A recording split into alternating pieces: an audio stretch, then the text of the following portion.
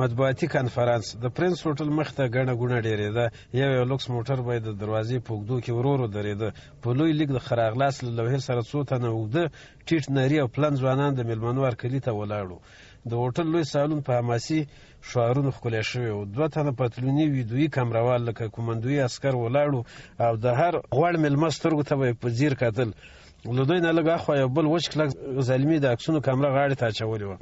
سټیج ډېر ښکلی جوړ شوی و. مصنوعي ګلان او شنې پاڼې د لوی میز پر شاوخوا راځړېدلې وې او په منځ یې د تازه ګلانو غټه ګېډۍ د اوبو د ښکلي جګ او ګیلاس تر څنګ ایښودل شوی وه. د ګڼو ورځپاڼو او راډیوګانو استازي او خبریان له کمرو او وړو وړو ټیپونو سره هوټل ته را روان وو. خلک شېبه په شېبه ډېرېدل.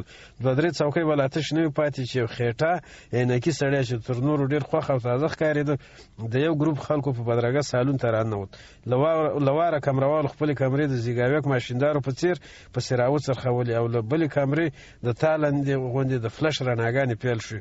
ورپسې یو بل ځوان خپلو لاسونو ته پړک ورکړ. له دې سره چکچک هوټل په سر واخیست. چکچک یې لا پای ته نه وې رسېدلی چې یو بل تن د خلکو له منځه ناڅاپي پاڅېد. ځان یې ترینګلی کړ او په دومره زور لکه چا په تشو کې کلک نیولی وي په لوړ او اوږده غږ یې داسې چغې کړې: ژوندی دې وي د سولې او سوکالۍ ستر لارښود، ژوندی دې وي د هېواد ستره هستي. خدای خبر چې د هغه زړه به څومره ډک و، خو لکه څنګه چې په کار و هغسې بدرګه نه شو. نو غلی کېناست. مشر مېلمه د سټیج په سر ولاړ او په مسکا سره خلکو ته د مننې لاس خوراوه. هغه لا پر خپلې څوکۍ سم ناست نه و چې په دې کې سکرتر راغی. ویې ویل: درنو مېلمنو او ښاغلو خبریالانو، تر ټولو د مخه زه تاسو ته ښه راغلاست وایم او ورسره د افغانستان د روغې جوړې اسلامي افغاني کلتوري او حقیقي تنظیم مشر ښاغلي انتظار شاه ته بلنه ورکوم چې نننی کنفرانس په خپلو حکیمانه خبرو پرانیزي. بیا یې ګویا د هغه مخې ته نږدې کړه. هغه خپلې عینکې سمې کړې او تر یو کوچني ټوخي وروسته یې وویل: زه ډېر خوشحاله یم چې تاسې په خپلو سترګو وینم. تاسې ته هم د ډېرې خوشحالۍ ځای دی چې ما وینئ. په دنیا کې خلک یو بل ته ښکاري. که زه تاسې ته ښکارم نو د خدای فضل یې ما ته هم ښکاري. که خدای کول موږ او تاسې به تر ډېره یو بل ته ښکارو.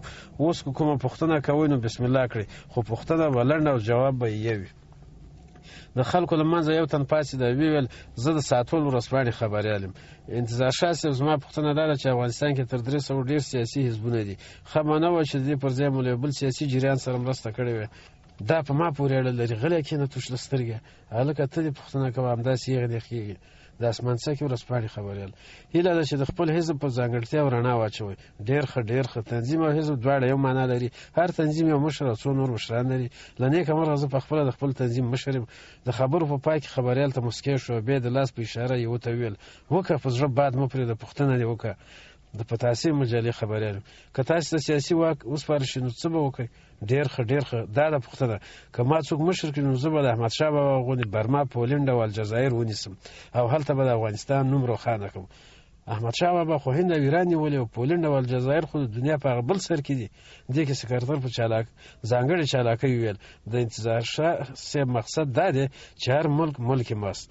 د چریکي خپرونې خبریال: صاحب تاسې ته فنډ څوک درکوي؟ موږ خو جواليان نه یو چې فنډونه به ګرځو. له دې خبرې سره سکرتر ډېر زه ور وړاندې شو چې غوږ ته یې خوله ور نږدې کړه. نو خبریال ته یې په خندا وویل: پوه شوم، ستاسې مقصد بودیجه ده.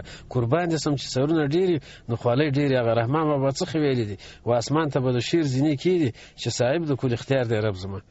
زه امید کوم چې مشکل به مو حل شوی. اوس هغه بل ته چې ستا شاته ناست دی نوبت ورکړه. صاحب د هېواد د فرهنګ د پیاوړتیا په برخه کې مو نظر څه دی؟ برخورداره: آفرین آفرین، ښه پوښتنه دې وکړه.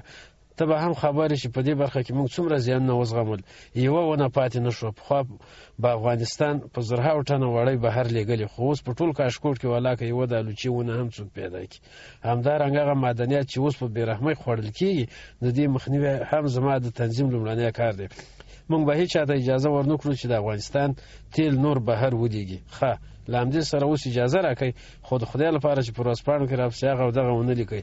زه له تاسې سره په دې شعر خدای پاماني کوم. هیله ده چې ټولې را سره په ګډه ووایي: په جهان د ننګیالو دي دا 2 کاره، ما لیدلی دی رفتار د درویش.